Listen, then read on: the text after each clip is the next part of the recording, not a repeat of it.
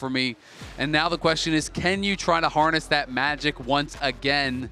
Because now you have to beat T1 twice in a row, or 100 Thieves, their time in League of Legends is over. This is potentially the last game we will ever see, from 100 Thieves, and the last game we'll ever see from River, who is very likely retiring after this Worlds. For me, we saw such a massive AD carry gap in that game. Gumayusi, his positioning was so fantastic, and his ability to dish out damage, and from FBI, overstepping one too many times, getting caught by Faker's knockbacks on the Talia. We'll see how things change if they do here in Game 2, as 100 Thieves looks to try and equalize the series, as the bans have already come through thick and fast. Exactly. We've got Bard, Kiana, and Caitlyn banned out by 100 Thieves, looking mostly towards that bottom lane, as Cassante, Unara, and Sion are banned out by T1. First pick of the draft here in what could be their last game in League of Legends. 100 Thieves will lock the Rumble for Dhokla. I mean, honestly, it does make a lot of sense. And, when I'm thinking of Quid, I wouldn't be shocked if they're doing like a Yone Rumble, like full kind of like spicy style comp. This team, I think, wants to go down swinging. So if the opportunity is there, I would not be shocked. And the fact that they had left Azir open, they were potentially trying to like bait that and look for the Yone into Azir. The Ori is going to get taken, so we might just have an Ori versus Azir trade instead and have more kind of that standard style. But we could also look towards like an Akali or something like that if Quid really wants to stay on the melee champs, stay aggressive, because I do feel like that is probably your best chance, really getting in the mix. You could go like Pantheon, Akali, something along those lines, and just full send it, because you can't play standard and really expect, I think, to be able to consistently take down T1. I don't love Aurora into Orianna. I think the matchup is Orianna favored, but especially given how Quid played the laning phase in the first game, maybe he just feels confident in his ability to get the outplay. Yeah, I mean, he's playing around with some options right now. I think the Yone could also be fine. He will struggle in the early lane, but in the side lane and the scaling, he does have that advantage later on. Yeah, I think basically what they were doing is you're leaving Azir Ori, and you're saying, if you go Ori, I go Akali. If you go Azir, I go Yone. Sure. And that's kind of like my read, just knowing the player and knowing they see themselves as underdogs. So they're not going to go, like, if this was in NA, he might just go Azir and say, we're just going to trade and I'll just team fight well and we'll win, right? But it's against Faker, it's against T1. You've got to get aggressive. So I actually really like the plan here early on from 100 Thieves. I think, though, what's very scary is giving Oner this Jarvan, especially pairing it up with the Galio. That was first three are nasty. T1 has a very solid foundation. Their dive and their protection. Akali loves the ability to lock down these low mobility mages, low mobility AD carries, and just execute them. But with the Galio protection on top, it's going to be that much harder for Quid to find those executes. I mean, taunt is so problematic for Akali. You get pulled right out of the smoke screen. And now you have got to draft something for FBI that is going to be able to stay safe against the potential dive of Ori Jarvan with Galio all over the top, right? So I'm thinking about mobile carries and thinking about things like Ezreal. I'm thinking about something that's far back, maybe like a Jhin that is, staying kind of less involved in the fight. And T1 right now is targeting some of these supports that are engaged supports. I really like the Poppy ban because we are clearly showing full dive. The other option is you just go Kaisa with FBI and you say, I don't care about you diving me, I'm diving you, right? So those are the kind of two schools of thought. I think knowing FBI, like I would predict that he would play something like the Jhin. That would be kind of my expectation more so than the other options, but I do think you have a couple different paths you can kind of take from here. And Ezreal ban does make a lot of sense, just seeing as, again, it's like, how do I stay alive against this? I think Jhin for Guma could also be a solid option. Of course, totally, yeah. Against Akali, it is a little bit scary, but when you've got so much threat, squishy front lines, like there's no real tank on the side of 100 Thieves right now. So Jhin from the back line with your ultimate, with your W, you've got a lot of potential range to play with as well. Ooh. Depends how much in the wombo combo direction they want to go. Maybe they're worried about something like a Jinx Lulu, but Neeko is still open. And for Keria, this is one of his preferred champions. It comfortably synergizes very nicely with what T1 have gone for. The wombo combo is very real, and this Akali's gonna struggle with the stacking CC that we're starting to see mount from the side of T1. Yeah, I mean, it's all just AoE. It's like, I don't care if I see you because I'm just gonna Shockwave and Galio ult and Neeko ult all on top of that smoke screen there.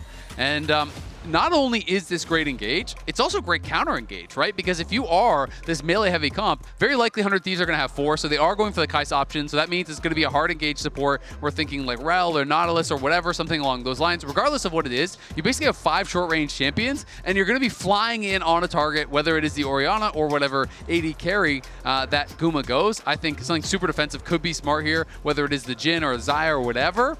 And then all of a sudden, in comes the Neeko ult, in comes the Galio ult, in comes all these things. So I feel like the draft was fairly predictable. Both teams clearly have defined playstyles. If you're looking like, you know, just standard comps, I feel like T1 has a pretty big edge, but if there were a way to win, I think for 100 Thieves, just full sending it, so I don't mind it whatsoever. I am not surprised even in the slightest by the Xayah being picked against the full dive. So powerful to buy yourself the time while the Pop Blossom or the Galio ulti or whatever else comes in to just create space. 100 Thieves showed us last game that they are willing to play aggressive, that they will not be intimidated by the fact that they are playing up against T1. And with this type of composition, you need to have that mentality. My eyes are locked onto River on this Pantheon. You've got point and click stuns. You've got an incredibly powerful semi-global ultimate to try to turn numbers in your favor when they shouldn't be. And I feel like River's performance will be paramount for this team to have a chance. I'm keeping my eyes on both Guma and Faker. In the last game, Faker really did struggle throughout the early phases, but he had very significant knockbacks on that Talia, whereas Guma, in this composition, he's very relied on to be one of the main damage dealers. This is really only a 2 damage threat composition, and 100 Thieves are going to be sending everything that they've got to take out these 2 carries.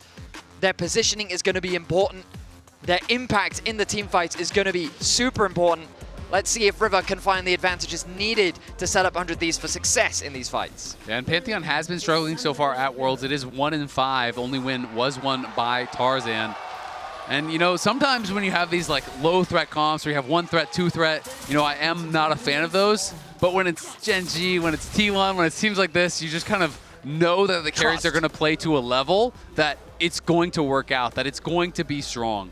Also, Oner's Jarvan is just something he's so proficient at. It's something that he's incredibly comfortable on, and he has such impact in the early game. What isn't he proficient on? That's the problem with this guy. Yeah, that's true. Dude, that's very true. That he is, in fact, quite good. I mean, he's been How's kind his of Azir jungle? You know? Probably quite bad, actually. There you go. Okay, there we go. We just need to ban him into a point where he has to play Azir jungle. We need to shift the game into 126 bans. I see what you're saying. Exactly. But yeah, I'm very much expecting a huge early game impact from him.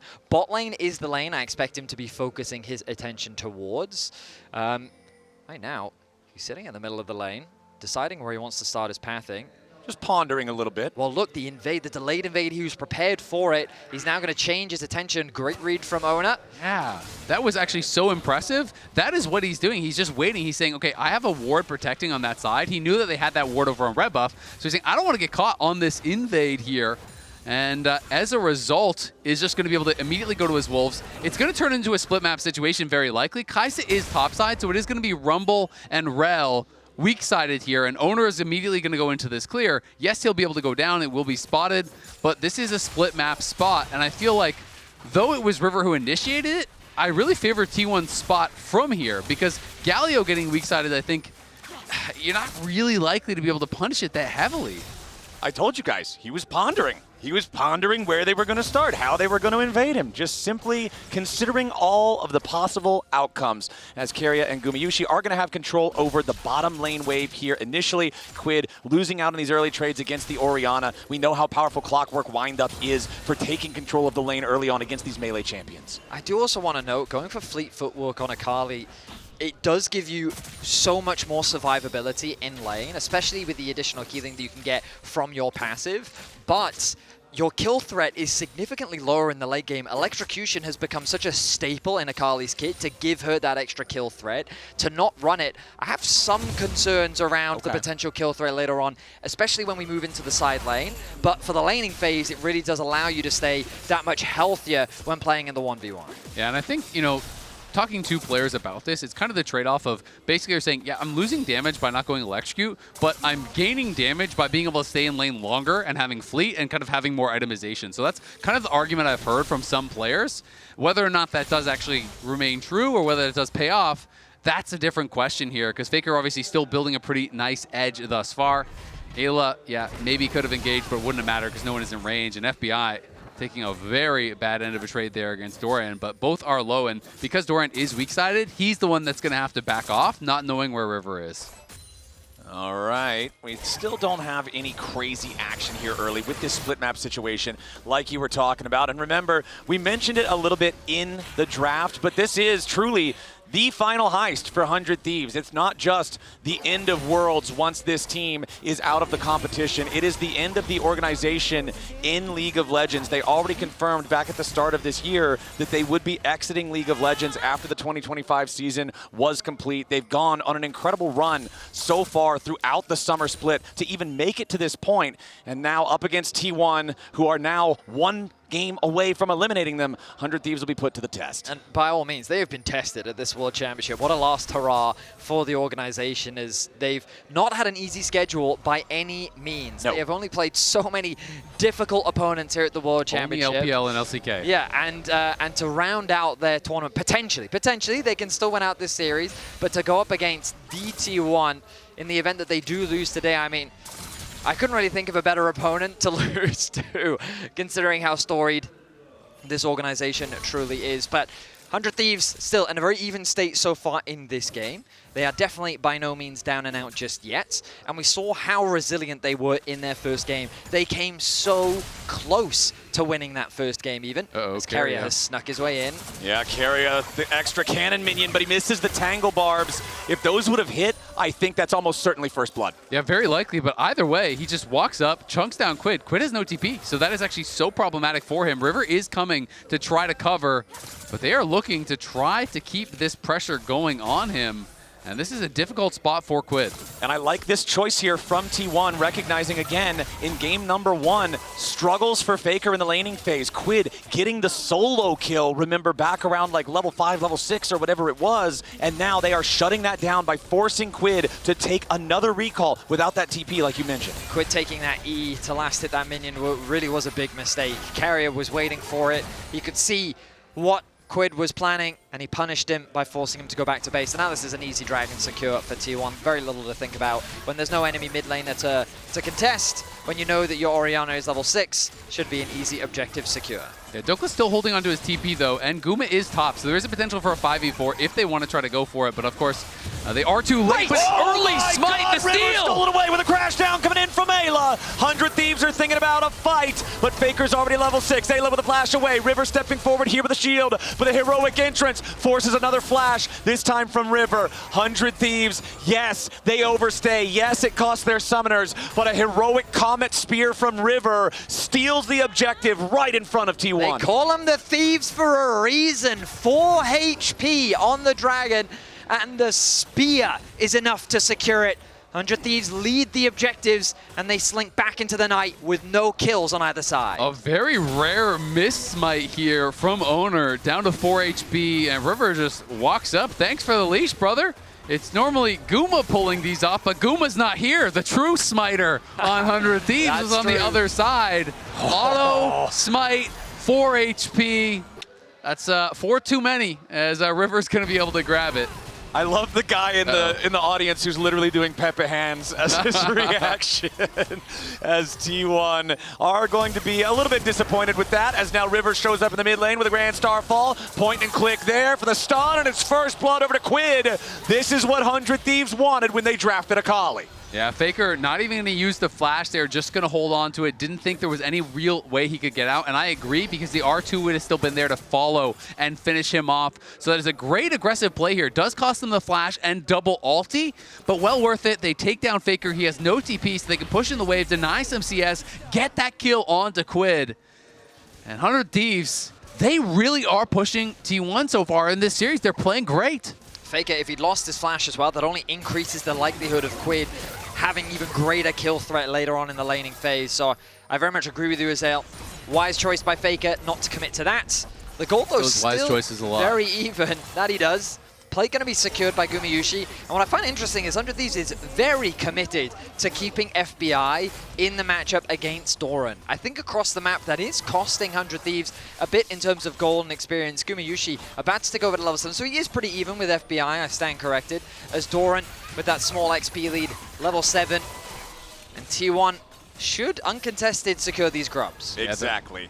Only cost is going to be a few minions in bot lane, but 3 grubs for T1. They're going to be really happy about that, especially because, like you said, it's been Dhokla lane against the duo lane. He's always getting pushed in. You know, mid lane has been getting pushed in. So T1 is going to get access to these towers, and they're going to be starting to shred through plates, which is a big problem here. I mean, Dhokla, like, what are you supposed to do in this 1v2? There's not a lot, right? Like, all he can do is just try to survive, and he's done a good job of staying pretty even. I mean, when you're looking at AD carry farm, comparing that though, biggest individual gold lead in the game is Gumayusi over FBI. 85 farm compared to 68 is nearly 3 entire waves for the T1 AD carry. Now more than that, as he's continuing to just farm at an incredible rate. Yeah, I mean, he's just free farming, right? Like, he's been in, 2v1s, he's been laning against this Rumble that can't do anything against him, and you're playing Neeko Xayah against Rumble Rell to start the game. That's free farm, and then he's in a 2v1 a lot of time against the Rumble thereafter. So Guma doing a great job just hoovering up all the farm possible, getting accelerated on this Xayah. You called it out last game, Vedi, that Guma was just positioning so well, playing so well for T1, really was stalwart for them in that win. And Guma is going to be very difficult to dive and take down. Faker's going to go a super defensive build. He's probably just going Archangel's Roa. We're going to have Xayah that's very tough to take down. You're going to have counter engage from Keria, Galio ult to be there as well. These are not going to be easy carries to get onto and kill. But that's also why we talked about 100 Thieves really needing to find advantages early. That was a really nice ultimate mid lane from River. We need to keep seeing these from 100 Thieves, trying to accelerate the game where they can, get this Akali ahead of the curve, get that first item just ahead of your opposition. And if you can just be that little bit ahead, get those item spikes ahead of T1 and then force them into those fights in these early games before those defensive items come through, that's where you can find these big advantages. All right, down here in bottom lane, checking in is now finally it's AD carry versus AD carry, support versus support, and still though, that 3 waves or so lead for Gumayusi is present. Oner creeping through the lane now, looking for potentially the opportunity at a lane gank, but he's not going to see that come to fruition, so instead just channels the recall. Yeah, I think more so he's just looking to cover because they know that River's ult is going to be back up. So he's just saying, hey, if we're going to push in this lane, look to put some pressure on there. I need to be there to cover. If Pantheon ult's in, that's an easy one fight in the 3v3. So, just smart stuff here from T1, continually moving that advantage forward. Essence Reaver now completed for Guma. And I mean, Keria is just kind of making everyone's life a nightmare everywhere he goes. He is causing problems for 100 Thieves. Nice little shuriken flip there from Quid to dodge a shockwave. Yeah, that shockwave, not quite what Faker was hoping Didn't find for. them all. No, we've seen some impressive shockwaves from Faker in the past. That one, not one of the top 10s. Yeah, that one's not going to make the highlight reel anytime soon, I don't think. But I also don't think 100 Thieves is too, or I don't think T1 or 100 Thieves is too super worried about that one right now. They might need to be though, Flowers. With the Dragon started off, Quid has his ulti, and River is in the river. Okay, but T1 has total control over the area. They already that's lost also the true. first Drake, but they started it up, remember, so early. So second Drake of the game, down before 12 minutes, 1-to-1 in Drake count, thanks to the earlier 100 Thieves steal. I don't think that ward is in the... Maybe I'm wrong, but I thought that ward actually missed the brush. In any case, yes, I did miss that the AD carry had gone back to base. Definitely would have been a challenging fight for 100 Thieves, trying to force that in a 3 versus 4, even without Faker. But I'm with you. 100 Thieves is just so good that they should have 3v4'd that. That's an easy win. Yeah, I mean, Akali with that ulti, very scary at this point in the game, that's for sure. You've seen enough Quid to know he can make that happen. Absolutely. I mean, he did solo kill Faker in the previous game. He started off strong, and I imagine he has to be riding that high with the level of confidence he's playing with. I thought you were going to go with, he did solo kill Faker with the help of River. All right, Oner trying to come in here, make a move on to Quid, but because the shockwave's still down from earlier, it means that Quid can make enough distance that Oner cannot try to engage after him with the Cataclysm without committing a flash. He does not want to use that. They know that Quid still has the ultimate, so he could get away defensively just with that. Comet Spear and the rest of the ulti coming in now as the Grand Starfall sets it up. Keria is knocked down. 100 Thieves, they find themselves a free kill, and now that's a 2-0 game in their favor. favor. The shockwave from Faker at the very end of the fight doesn't do anything. I mean, it's a beautiful play, not only because they get the kill onto Keria, but because Faker had to flash to avoid it being him that goes down. So Faker flashes out, and Keria just kind of has to tank that one for him. It's a get down, Mr. President moment, but you still got to pay that price, and 100 Thieves happy to take the blood toll. The only bad news for 100 Thieves is the kill did go on to Eyla. They would have loved to have funneled a little bit more gold into their Akali, but at the end of the day, as you highlighted, Azael, advantages gained for 100 Thieves. A small gold lead in their favor. Herald are going to be spawning in about a minute, 20 seconds, and so T1 want to try and get that last plate before it wears off, and they're going to grab it. So T1 immediately going to close that gold gap, and we find ourselves once again in a very even game state. I think T1 do prefer this situation, especially with the Rod of Ages completed, and that's going to start stacking up for Faker in the mid lane. And they get the third plate as well with the extra auto attacks, thanks to the fact that they have 3 grubs. The burn over time gets that third plate right before it ticks 14 minutes. Now, ideally, Quid does not want to be fighting Doran. Doran has no kill threat on the Akali, but the Akali has no kill threat on the Doran. Meanwhile, Faker with no flash, sure. Rumble ultimate with the Pantheon ultimate could be enough to set up for a kill, but ideally they want to try and swap those when they can, because look at Faker right now. He's just bullying Dhokla in the side lane. Yeah, I mean, Dhokla has been set behind definitely this game, but has done a good job keeping his farm quite close to where those mid laners are, and Quid not going to be having much fun. Definitely shouldn't be getting solo killed or anything like that, but could slowly get whittled down by Doran here and lose pressure, and I agree. They really want to be playing around this Akali, so they need to try to fix those lane assignments when they get an opportunity. And you guys mentioned it back in draft, but it is so true. I want to reiterate it again. The taunt hard counters Akali smokes so well, and Eyla gets caught by Tangle Barbs, but only loses a small chunk of HP. River jumps in after Keria, who drops a Pop Blossom defensively and immediately then flashes over the wall to get to safety. Oner wanted to try to secure the crab before he made his exit, but he couldn't have the damage to get it done. Now 100 Thieves and River have control over the area because they've got the crab. They're going to start up the Herald, and it's up to T1 to try to stop them, but Keria has no ulti and no flash. This Neeko is not very useful. Yeah, absolutely. It's going to be really difficult. Ayla's trying to wrap around here on Oner, make sure that he can't actually walk up for any chance at a steal. But T1 can just play mid. They're just going to actually knock down this tower here. So yes, they will lose the Herald, but here comes River. River jumps in, Gumayusi immediately into the ulti. River tries to follow him, but the hero's entrance locks up the enemy jungler. And T1 takes the first turret. They take a kill, and now Quid is trying to come in to take revenge. Oner is your first target. He's down to 200 HP. He tries to get away with a perfect execution. Lives up to the name. Quid gets it done. Nicely played there from 100 Thieves to respond to the nice play that T1 started with. It's a 1-for-1 trade, but T1 taking the turret means they come out on top. You're absolutely right, Flowers. A nice sequence from both sides as T1 acknowledge that they cannot contest the Herald, so they invest their resources into mid. But now, TP top lane. Faker in a little bit of danger here. Equalizer to slow him down as he tries to escape. Dokla's got to be careful chasing after this. Quid has no ulti on the Akali. Faker trying to make his way all the way out. A beautiful shockwave. Dokla's down to make it a 1-for-1, but 100 Thieves still get him. All right, they really wanted to force it. I thought they were just going to let him walk out because he was very far back, but instead they decided to force it. It does make it a 1-for-1. They will deny a few minions from Faker, so honestly not bad, but the fact that you spent your TP for that, you spent the flash on the Rumble for that, really means it is not worthwhile, and Doran is going to knock down your tier 1 on the other side, so another tower going to be going the way of T1. That top lane tier 1 is almost knocked down as well. The gold very slightly in the favor of T1 here, but 100 Thieves keeping it close. The next objective is going to determine the feats of strength, but unlike last time, 100 Thieves are not in a position to contest this dragon. They will concede it. T1 will secure the upgraded boots as River looks to try and cross-map, stealing away camps on the top side. It's a very close game with no clear winner. T1 do currently have the map advantage simply because they've secured the mid and the bot tower.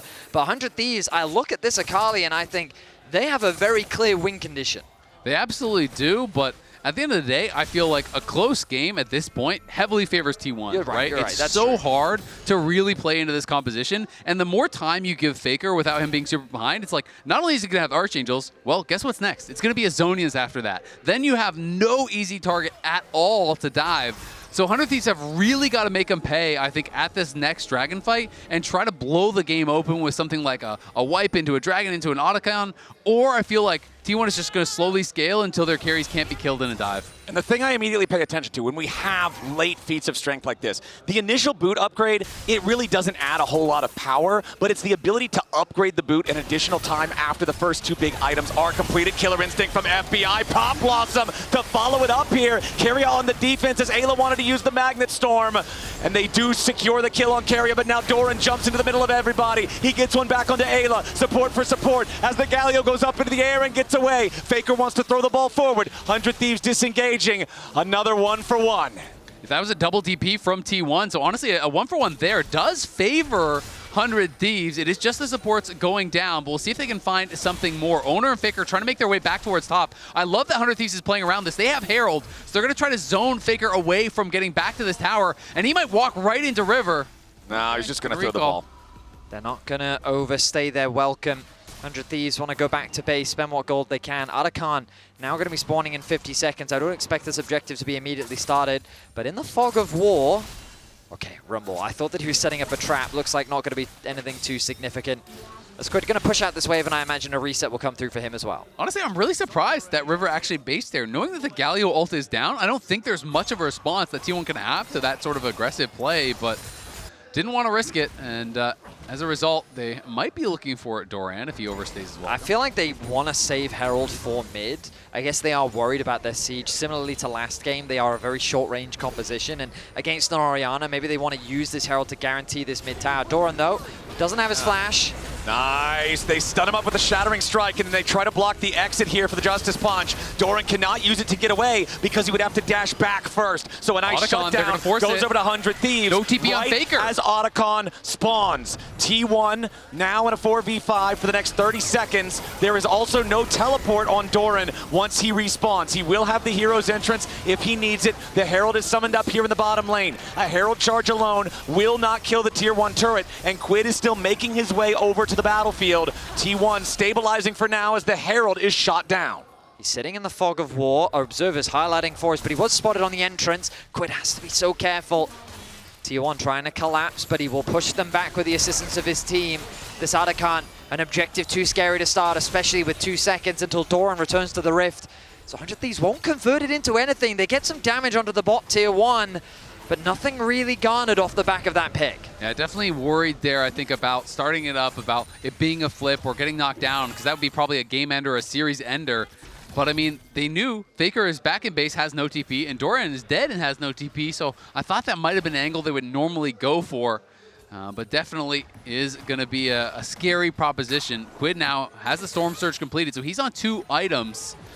And it feels like, again, this is going to be a game coming down to a pivotal dragon fight. You cannot allow T1 to get that 3rd dragon for free move to Soul Point. All right, Doran's about to take the tier 1 turret here in the top lane, put T1 at a very, very slight gold lead. 56 seconds until that potential soul point for T1 does spawn. 2nd item fully completed for Faker as well. He has the Seraph's Embrace all the way involved. Quid going after Doran here, going to allow the taunt to expire. River ready to join up. Yes, Doran is very tanky against magical damage, and he failed the flash over the wall. The Galio now with the hero's exit to get away to a nearby ally, but Quid tries to follow here with a Shuriken flip. He goes in for the perfect execution. He's trying to still find the kill. Doran dies, and Quid's got the fancy feet to guarantee it. Oner wants to get away, but a flash 5-point strike hits all 5. Quid dies to the shockwave in retaliation, but it's a 2-for-1 for 100 Thieves, and one of the 2 is the enemy jungler. Eyla crashing down over the wall as Gumayusi forces his retreat. T1, they're a 3v4 on the map for now. I cannot believe that Quid made that work. It was such a risky follow on the E, but he says, screw it, I'm gonna go in. He finds the outplay, he gets a kill onto Doran, the Rumble ultimate from Dhokla with the assist onto getting the kill onto Oner as well. If it wasn't for Faker, he would have been 2-for-0. But are 100 Thieves just gonna give the dragon? I mean, you killed the jungler, you killed the top laner, they're not even moving down there whatsoever. We can see this one more time. It's all about the chase, and Doran, you are not going to get one shot. You can walk all the way, I promise. He just flashes early and flashes into the wall. and the E to follow. We're going on a wild ride, Vedi. I mean, this was so risky. A nice interrupt comes through from Oner, but it also stops. Oh no, the taunt does still connect, but the ultimate is still available for Quid. He still connects the E as well. That Rumble ultimate is huge because of how much damage it does to Oner. It ends up being 2 kills, but we're back to live. The Dragon started off. All right, T1 going after the Drake. 100 Thieves on the approach. T1's already got it down to 40% HP. Doran keeping Quid away off to the right side pincer as the Infernal Drake is secured by Oner and T1. 100 Thieves not there in time. Yeah, River really wanted to finish a second item, so he does do that, but then you're allowing them the free soul point, and now they're going to engage. Yeah, now it's a ton of damage. Back onto River. The shield cannot protect him in time. Quid wants threat onto Gumayusi, but he doesn't have enough. Pop Blossom's not going to stop him. Eyla into the middle of everybody here with a Magnet Storm. Keria might just die to Quid, but FBI's already been executed by Oner. Eyla's next to fall. Double kill over to Gumayusi. Keria dies, but it's so many dead on 100 Thieves in trade. Only Quid and Dhokla are still alive as Quid tries to escape into the enemy jungle. Oner's got an eye on him here with the sweeper. Quid still trying to get out, but Faker's shockwave will seal his fate. T1 with a 4 for 1. For simply approaching the Dragon, T1 find 4 kills. 100 Thieves positioning. They did not respect the possibility of T1's collapse. They lose so many members. They lose the Dragon. They lose the Arakan, and this game is quickly slipping away. Yeah, I mean, it could be, again, the straw that broke the camel's back. I mean, watch it one more time. The Dragon was already down, but they were worried about the potential of Arakan. So River has the 2 items. He moves over here, but Dhokla's not with him. FBI's not with him. It's just such a good engage from T1. Start the fight very early. Oner then just locks FBI into the Cataclysm, and look at this from Guma. The R, the E flash, pulls the feathers through, knocks down FBI, and then all of a sudden it just doesn't matter because even though Quid had a really great engage, avoided the Pop Blossom, he only kills the support, and T1 just fights forward through the rest of the team. Faker in an awkward position here. Yep, tagged by the first Electro Harpoon. Exhausted now as he tries to fight back. Oner swooping in to protect his mid laner. Meanwhile, FBI's in danger. Killer Instinct defensively. Faker burning down. Dhokla burning down. A little bit more damage from Flame Spitter. Isn't going to get it done. Faker finds the first kill back into Dhokla. Gumayusi under pressure. He tries to sidestep away. A massive outplay from Gumayusi defensively with the feathers to buy a little bit more time. But he is shut down by River. It's still 3 for 1, favoring T1 as Quid and River are trying to get away. And Doran pushes the tier 2 mid. That pick onto Faker could have opened up a Baron, but he is just so tanky. Dhokla didn't have the damage to get through the shielding from Doran, the HP from Faker's build, and while Quid set his sights on the AD carry, Guma was far too resilient. Keria was providing enough support, and 2 towers will fall off the back of that as T1 gain an even greater gold advantage. I kind of want to see that one more time because it felt to me at first like maybe Dhokla was just trying to hold on to the equalizer, not commit it, used it very late, but they are going to go back in. Can they actually stop the recalls in time? Dhokla looking for it. He has no equalizer to try to stop this, but they don't need it just yet. Here comes Eyla. He's locked him up with a Magnet Storm. Faker trying to get away. He's very low on HP, but River's on the approach. Faker and Oner both getting away over the wall. Quid on the chase. He finds the shutdown onto Faker, and now he's got to try to get himself out of it, but he's not going to find the kill under Quid here just yet. Oner's going to be burned down. Shutdown credit over to River. It's 2 kills for 100 Thieves. What a fight there from 100 Thieves. They force it. They find the angle. Quid is back to base, but he has no TP. River is low. Oner is dead. They can't start the Baron, though, because the rest of the T1 members are very strong, and the health bars are too low for River and Quid. The problem for 100 Thieves this game is that while they find kills, they cannot convert it into any objectives as Doran. This one could be important, but the flash of the wall keeps Doran safe for now. 100 Thieves yet again looking for any chance they can. All 3 outer towers are still alive for T1. 100 Thieves know that they have the numbers advantage. Their Baron with the Kaisa relatively quick, but it's a risky force and they're not going to do it. 100 Thieves need to be converting these kills into something to turn this game around. 100 Thieves have not claimed a single turret this entire game, Keria. like you say, Vedius. Keria has been spotted out. Important to note, T1 also ahead, 29 flower petals as Oner goes in for the Cataclysm. They're ready to back it up with Faker and Gumayusi. It's 2 kills for free, 1 for each of the T1 carries. And now with the top laner and jungler down on the 100 Thieves side, T1 are feeling emboldened. Doran just distracting everybody here in the mid lane as the rest of T1 begins the Baron. The positioning was scattered for 100 Thieves, and T1 are so quick to pounce. They take out the jungler, they take out the top laner, they convert it into a Baron, and now they've got firm grasp over game 2. And just what I was saying before the fight broke out, it is over 2,500 gold worth of adaptive force for T1 just from the flower petals. This is one of the most one-sided flower petal counts we've seen in a game so far at Worlds. That, added on top of the 5,000 gold lead, added on top of the soul that's about to spawn here in 2 seconds, is huge. Dhokla has no flash, and he's going top, so they're just going to give the soul. They're not even going to try to contest it here, and it feels like that might seal their fate in this game. We'll see if there's any sort of a attempt at a random seal, but not going to be there, as T1 will claim the Infernal Soul back-to-back games. There's no Comet Spear this time. The 4,500 gold lead, the 2,500 adaptive force advantage, the Dragon Soul, which is worth multiple thousands of gold on its own. You're looking at a realistic lead of 5 digits of power for T1. The MasterCard priceless moment will cement another soul for T1. 13 kills to 12. 100 Thieves have fought valiantly, but now they have to keep their base alive as T1 set the siege.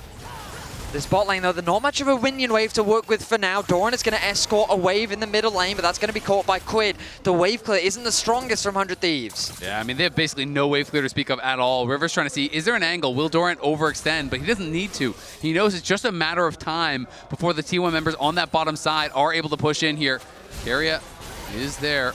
All right, first inhibitor turret already down. Into the back line goes River, but into the front line goes Keria. Pop Blossom. FBI's already down, and Eyla's going to follow. River dies to the back line of T1. It's 4 dead already, and with only Quid alive, T1 is ready to end this game. The Shockwave will not find the Akali. Quid will waste as much time as he can, but it will not matter. 100 Thieves left it all on the Rift in their final series of League of Legends, but the winningest team in the history of the game will not be stopped here. T1, move on. It was always going to be such a long shot against the back-to-back world champions here. 100 Thieves, as you said it, they left it all out on the Rift. They played aggressive. They played to the best of their ability. They came close at moments, but T1 always building those edges, especially in this second game. Full control, played towards the objectives, had great setups, and the killer instinct that they had to find these picks in the key moments really did separate the two teams. T1 will move to 2-2. They still need another series to make their way towards the quarterfinals. But what a valiant effort from the Thieves. These players put everything onto the Rift, and what a showing it has been. And you can hear the crowd cheering for the Thieves. Their final heist now coming to a conclusion. Up against a team, the caliber and the pedigree of T1, to stand against them and play that aggressively, that fearlessly. You've got to be proud of what they left on the Rift here today. Analysts, what are we thinking? I think it's World Championship, and T1 always finds a way here, but the Thieves did not make it easy for them. I understand the frustration on the face of 100 Thieves here, given the year they have, given the comebacks that they went through to make it here today, with the run and the teams they had to face off against at Worlds. It can only be frustrating now. There's no better way to